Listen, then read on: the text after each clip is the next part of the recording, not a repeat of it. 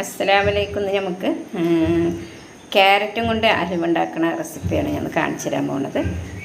Carrot അതിൻ്റെ സ്കിന്നൊക്കെ കളഞ്ഞ് കഴുകി വൃത്തിയാക്കി മുറിച്ചെടുത്തതാണ്. നമുക്കിത് മിക്സിയിലിട്ടിട്ട് ഒന്ന് ചതച്ച് കൊണ്ടുവരാം. ഒന്നിങ്ങനെ ക്രഷ് ചെയ്ത പോലെ ആക്കിയാൽ മതി.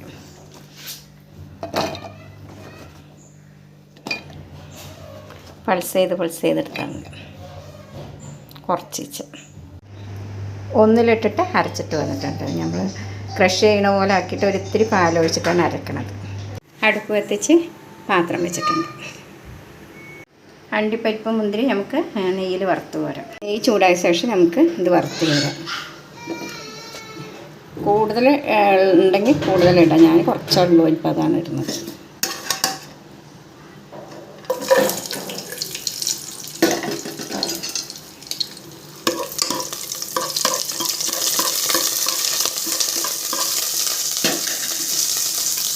മൂപ്പിച്ചെടുത്തിട്ടുണ്ട്. ഇനി നമുക്ക് ആ നെയ്യിൽ തന്നെ ഇത് കൊട്ടിക്കൊടുക്കാം.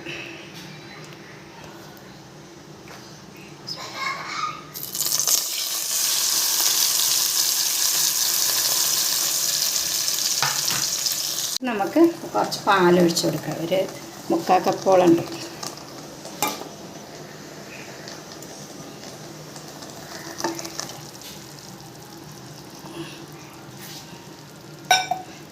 ഞാൻ പാലിൽ കിടന്നിട്ട് തന്നെ വറ്റട്ടെ. കുറച്ച് പാലൊഴിച്ചിട്ടാണ് ഞാൻ ഇത് അടിച്ചെടുത്തത്. അപ്പോൾ ഞാൻ പാലിൽ കിടന്നിട്ട് തന്നെ വറ്റട്ടെ. കുറച്ച് ഉപ്പിട്ട് കൊടുക്കുക, ഒരു പിഞ്ച്.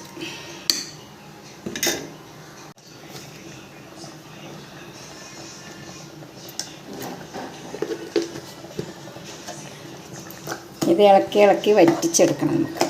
ഈ പാലും ഒക്കെ കൂടിയിട്ട് നന്നായി വറ്റി വെന്ത് വരണം. ഈ നമ്മളിത് അടിച്ചതുകൊണ്ട് വേവ് അധികം അറിയില്ല, പെട്ടെന്ന് വെന്ത് പോലെ തോന്നും. പക്ഷേ നന്നായി വേകണമെങ്കിൽ കുറച്ച് നേരം നമ്മളിത് ഇളക്കി കൊടുക്കണം.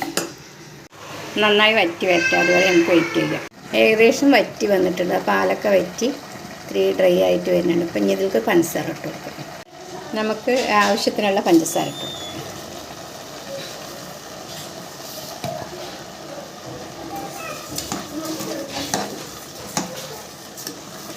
ഇനി ഇടയ്ക്കിടയ്ക്ക് ഇങ്ങനെ വഴറ്റി കൊടുക്കുക.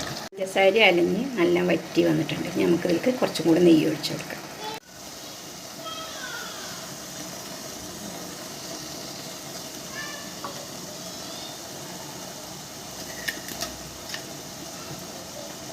നമുക്ക് ഞാൻ അണ്ടിപ്പരിപ്പ് മുന്തിരിയൊക്കെ ഇട്ട് കൊടുക്കാം.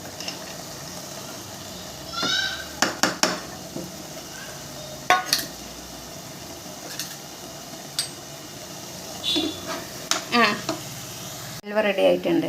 നമുക്ക് വേണ്ടിയിട്ട് നിങ്ങളെല്ലാവരും സപ്പോർട്ട് ചെയ്യണം, സബ്സ്ക്രൈബ് ചെയ്യണം, ലൈക്ക് ചെയ്യണം, ഷെയർ ചെയ്യണം. അസ്സലാമു അലൈക്കും.